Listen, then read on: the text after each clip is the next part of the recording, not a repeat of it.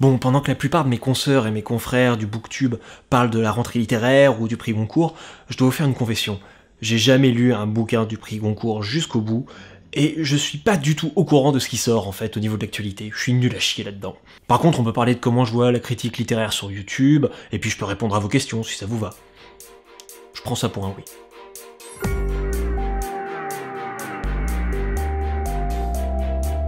Salut! Ça fait bientôt 2 ans que je vous bassine, pour votre plus grand plaisir, à faire des reviews de bouquins de science-fiction, de fantasy, des romans jeunesse... Bon, tu vas pas tous les faire. Ouais, t'as raison, c'est pas forcément très pertinent. Du fantastique, du polar, des romans d'horreur, des recueils de nouvelles... C'est bon, on a compris. Oui, bon, d'accord, ok, c'est bon. Mais je vous ai jamais vraiment dit comment je m'y prenais pour écrire mes reviews.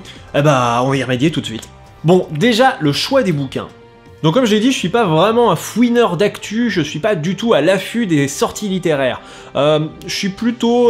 je marche à l'affectif, donc si mes potes me conseillent tel bouquin, je vais m'y pencher, ou sinon sur la blogosphère, certains blogueurs que je suis, je vais regarder un peu dans leur fil, des trucs qui me parlent. Mais sinon, la plupart du temps, je m'oriente vers un bouquin parce que je recherche déjà tel style. Voilà, par exemple, récemment, j'ai voulu me lancer dans la dark fantasy, mais pas les grands noms à la Glenn Cook ou à la Abercrombie, je voulais des romans de dark fantasy un peu différents, donc je me suis procuré Les Seigneurs de Bohème d'Estelle Faye, qui est lui récent, et Mage de guerre de Stéphane Arienne, qui lui a quelques années au compteur, et voilà, donc je marche complètement à l'affectif. Et pour trouver ces titres, eh ben, c'est Blogosphère ou les potos qui me conseillent des trucs. Est-ce que je parle de tous les bouquins que je lis?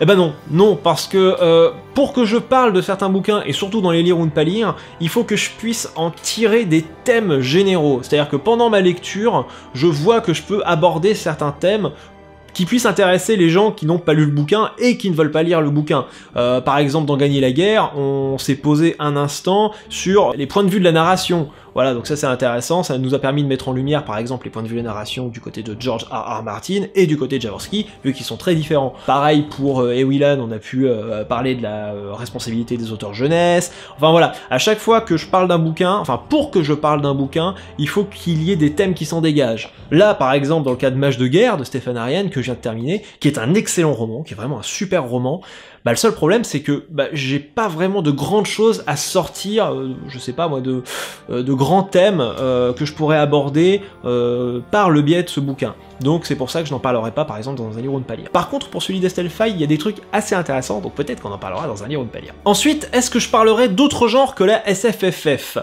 Peut-être, mais moins, beaucoup moins. Simplement parce que en tant que lecteur, je m'oriente moins vers ça. Déjà tout ce qui est autobiographie, autofiction, etc., moi je trouve ça catastrophique, je peux pas le lire. J'ai l'impression qu'il faut être mégalo pour pouvoir écrire ce genre de truc, donc non, moi ça m'énerve.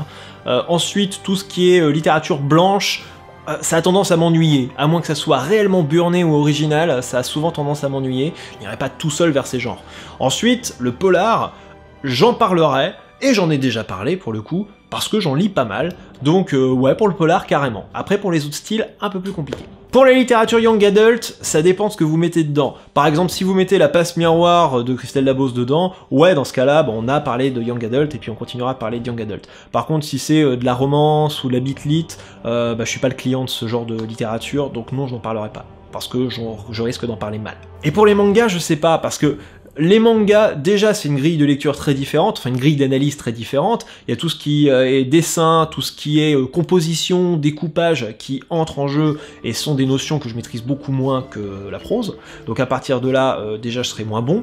Et puis surtout, je serai moins bon que beaucoup de chaînes YouTube parce qu'il y en a un paquet qui en parlent et qui en parleront forcément mieux que moi. Donc pour les mangas, je sais pas. Surtout que je lis des mangas relativement classiques et connus. Voilà, Berserk, si vous regardez derrière. Il y a quoi? Il y a FMA, ensuite il y a Monster, 20th Century Boys, j'adore Urasawa, je suis un grand fan d'Urasawa, voilà, j'ai lu tout ce qu'il a fait. Donc en bref, on sort pas vraiment des sentiers battus, et ces mangas, ces œuvres ont déjà été traités par des youtubeurs qui ont déjà tout dit, ou en tout cas je pourrais pas dire plus, quoi. Maintenant, parlons de la critique. Alors pour moi, la critique littéraire, c'est subjectif, voilà, c'est dit. Je crois pas à la critique objective. Je crois par contre à l'honnêteté et à l'effort d'objectivité. Et c'est des trucs complètement différents. Bon allez, je m'explique. Pour moi, on reçoit toujours un bouquin et on l'apprécie toujours à travers un filtre. Alors d'abord, ce filtre, c'est le genre dans lequel le bouquin s'inscrit. Alors des fois, c'est le genre qui est marqué aussi sur la 4e de couve. Par exemple, on a vu un cas un peu particulier de ça avec le roman Outrage, récemment, hein, il y a eu une petite polémique autour, voilà. Mais on apprécie aussi un bouquin, on le juge à l'aune de notre culture littéraire du genre et notre culture littéraire générale. Alors culture littéraire, c'est pas soit on est calé, super intelligent, ou soit pas intelligent. Non, la culture littéraire, pour moi, c'est une sorte de grande base de données intellectuelles qui est construite grâce à tout ce qu'on a lu avant. On est nos lectures et on juge nos bouquins aussi, enfin les romans qu'on découvre, on les juge à l'aune de toutes les lectures qu'on s'est faites avant, du genre, etc. Donc forcément, on va comparer les traits du bouquin qu'on est en train de lire avec les traits d'autres livres, par rapport à l'univers, sa pertinence, par rapport aux personnages, est-ce qu'on a vu des personnages plus crédibles dans d'autres œuvres ou pas, par rapport aussi à l'originalité, parce que l'originalité c'est clairement une question subjective et qui dépend de la culture littéraire de la personne. Mais alors voyez pas la culture littéraire comme un axe vertical de pas cultivé à très cultivé, c'est pas ça, c'est vraiment quelque chose de beaucoup plus, c'est un champ de possible quoi. Et donc forcément ce filtre est subjectif, parce que personne n'a lu l'intégralité des livres du monde. Et ensuite, il y a le contexte de lecture, et c'est pareil, qu'on le veuille ou non, il agit sur notre appréciation du bouquin. Alors ça peut être les conditions de lecture, déjà, dans quelles conditions on lit, ça peut être aussi si on a lu récemment un bouquin qui s'inscrit vraiment dans un genre très proche, on va forcément inconsciemment comparer les deux. Et si jamais on est au courant que ce livre a été par exemple encensé par la critique, ou au contraire flingué par la critique, on aura un œil différent, qu'on le veuille ou non. Mais ça c'est pas grave, et de toute façon on n'a pas le choix, on est humain, donc forcément on va comparer, forcément il va y avoir des choses qui vont entrer en jeu dans notre critique du bouquin, qui seront extérieures à ce bouquin, donc dans ce cas-là, la meilleure chose à faire, pour moi en tout cas c'est ce que je pense, c'est d'être honnête. C'est-à-dire de prendre du recul vis-à-vis de l'œuvre, d'avoir conscience de tout ça, et ensuite de le dire pendant la review, donc c'est-à-dire de dire qu'on a telle connaissance de l'auteur, telle connaissance du genre, voilà, si elle est étendue, très étendue, ou au contraire, si on a peu de connaissances du genre, etc., faut le dire. Faut pas hésiter à dire, je le compare à tel bouquin, voilà, volontairement. Faut pas hésiter, en tout cas, à être honnête, à exposer aussi les conditions dans lesquelles on reçoit le bouquin, et à exposer aussi nos goûts, parce que ça influence aussi énormément. Et enfin, pour moi, il y a l'effort d'objectivité. Alors l'effort d'objectivité, c'est très simple, c'est de comprendre qu'on est un public, qu'on n'est pas l'ensemble des lecteurs du monde entier de l'univers. Et donc à partir de là, faut avoir la possibilité de se projeter dans les pompes d'un autre public, surtout si on n'est pas la cible, par exemple, du bouquin. Bon, c'est un peu la phrase que sortent les critiques généralistes quand ils parlent des bouquins de science-fiction, fantasy et fantastique, c'est les aficionados apprécieront, ça c'est ou les fans apprécieront, c'est un peu maladroit quoi. Donc bon, et puis même moi, des fois, je le fais pas très bien, hein. Par exemple, il y a une review que j'ai faite, qui date des débuts, hein, c'était Ewilan, dans laquelle j'ai été pas très clair, c'est-à-dire qu'en effet, moi j'ai mal reçu le bouquin, mais par contre, j'avais l'honnêteté et j'ai fait l'effort de mettre un peu de l'objectivité là-dedans, et de dire que pour un public jeune, ça marche d'enfer. Mais par contre, voilà, il y avait telle chose ou telle chose. Le seul problème, c'est que je me suis très très mal exprimé, et donc je me suis fait bâcher. Tant pis pour moi, c'est bien fait pour ma tronche. Je m'en suis vachement mieux sorti sur la passe miroir. En fait, mon but, c'est que vous veniez voir mes critiques tout en ayant aussi un avis sur mon profil en fait de reviewer quoi. C'est-à-dire que vous sachiez que je suis très orienté science-fiction, fantasy, etc. adulte, et donc qu'à partir de là, et puis aussi un peu young adulte parce que je lis beaucoup de jeunesse, mais qu'à partir de là, vous puissiez aussi vous faire une idée du bouquin tout en ayant une idée du critique quoi.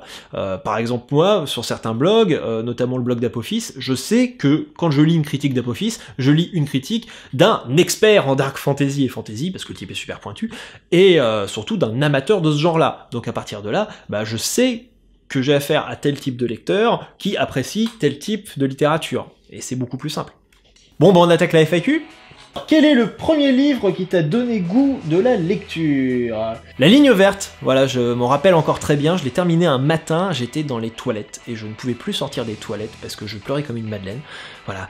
Avis aux hommes, c'est sain de pleurer, hein, c'est pas une preuve de faiblesse. Hein. Alors après, le vrai premier bouquin que j'ai lu, sans que ça soit conseillé par l'éducation nationale, c'était l'affaire Caius, voilà. Mais mon premier gros coup de cœur qui m'a donné envie de lire, c'est La ligne verte.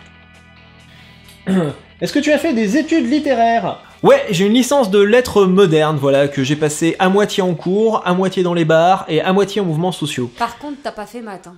Ouais, certes. Alors pour développer un peu plus, je dirais que la fac de lettres est un endroit super pour apprendre à lire, contrairement au collège ou au lycée. Non, parce qu'au collège ou au lycée, c'est horrible.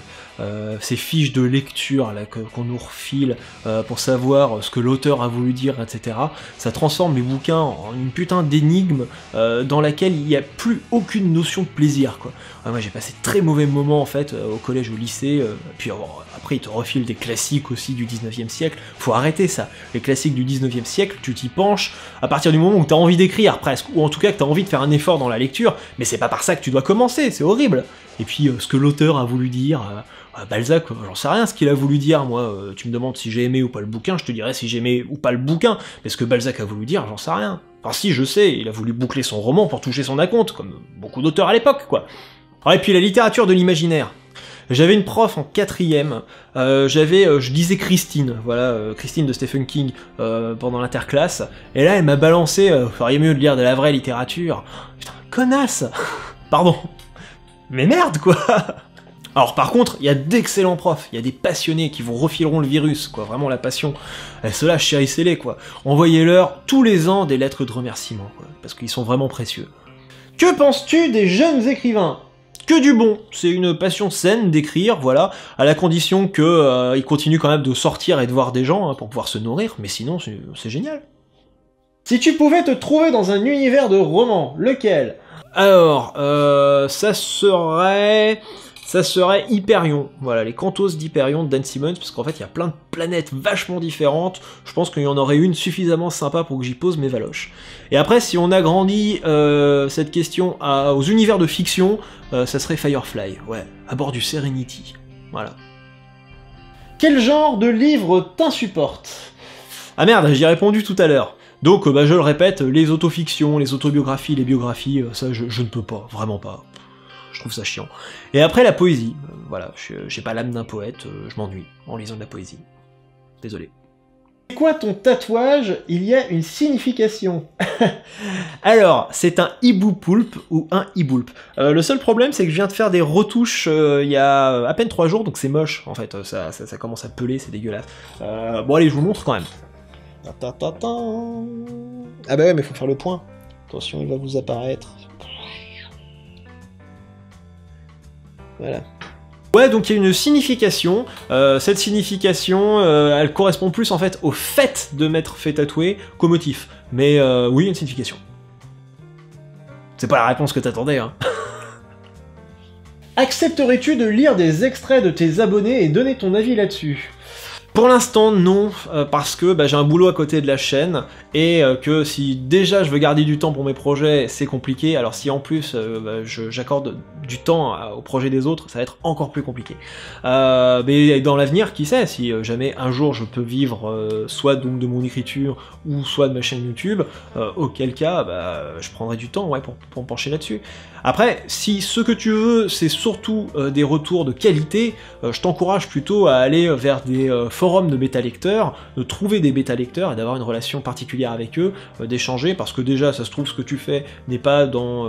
Enfin, c'est pas ma cam, donc à partir de là, je pourrais pas t'aider. Donc voilà, bêta-lecteurs, très important les bêta-lecteurs quand on fabrique un roman. As-tu été publié ? Eh ben non, mes 3 premiers romans jeunesse se sont faits en auto-édition. Par contre, celui que je suis en train d'écrire en ce moment, je compte bien le faire se frotter au milieu de l'édition traditionnelle, pour voir un peu voilà, ce que ça vaut, puis avoir des retours. Bon je refais un petit coup de remerciement quand même, parce que plus de 1000 abonnés, on a plus de 1000 abonnés maintenant, alors que j'avais dit que je la ferais pour les 1000 abonnés, j'ai pris un peu de retard, tant pis. Voilà, ça me fait toujours autant plaisir de faire des vidéos pour vous, vos retours me font toujours autant plaisir, voilà, communiquer avec des gens, découvrir d'autres avis, d'autres personnes, découvrir d'autres genres aussi, parce que je m'aperçois qu'en faisant cette chaîne YouTube, je m'oriente vers d'autres genres, voilà, donc je me nourris, moi, de cet échange, en espérant que vous aussi, vous y trouviez votre compte, et puis on se dit pour le prochain Lire ou ne pas lire. Ouais, allez, salut!